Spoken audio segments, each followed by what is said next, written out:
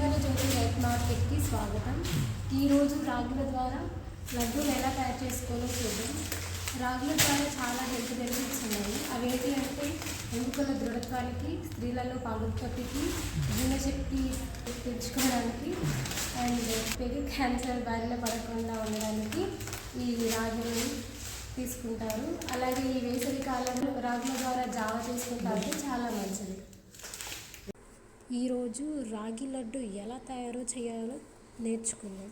కావాల్సిన పదార్థాలు: రాగి పిండి 2 కప్పులు, పల్లీలు 1 కప్పు, యాలకుల పొడి 1 చెంచా, బెల్లం 2 కప్పులు, నెయ్యి 1/2 కప్పు, సరిపడా డ్రై ఫ్రూట్స్ జీడిపప్పు, బాదం పప్పు.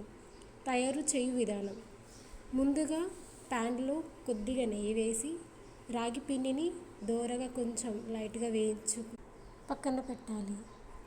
అలాగే పల్లీలను తీసుకొని కొంచెం దోరగా వేయించుకొని పక్కన పెట్టాలి.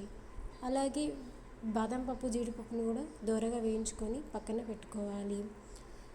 2 కప్పుల బెల్లంని తీసుకొని మిక్సీలో వేసుకొని దానితో పాటు ముందుగా వేయించుకున్న పల్లీలను, బాదం పప్పు, జీడిపప్పును కూడా వేసుకొని కొద్దిగా ఇలాచీ పొడి కూడా వేసుకొని మిక్సీ పట్టాలి.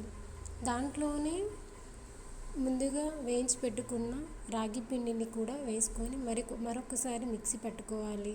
దాన్ని ఒక ప్లేట్లోకి తీసుకొని వేడి చేసిన నూనెని కొద్దిగా పోస్తూ కలుపుతూ లడ్డు అయ్యేలాగా చేసుకోవాలి. అంతే, ఎంతో రుచికరమైన రాగి లడ్డు రెడీ.